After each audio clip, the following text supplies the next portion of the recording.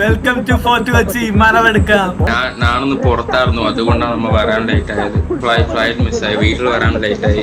പറഞ്ഞു കിടക്കാൻ പറ്റില്ല. നൈസാണ്, നല്ല കാറ്റും മഴയും ഒന്നുമില്ല, നല്ല ശാന്തിയായിട്ടുള്ള ഒരു വെതറാണ്. ശാന്തിന്റെ ഗേൾഫ്രണ്ടാണ്.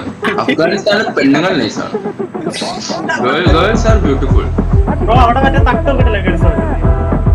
അതൊക്കെ നമുക്ക് പൊക്കി നോക്കാലോ. ഇല്ലല്ലോ,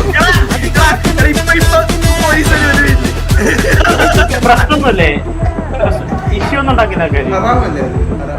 നമ്മൾ വിളിച്ചു മാറ്റിക്കൊണ്ട് പൊക്കി നോക്കിയാ പോരെ.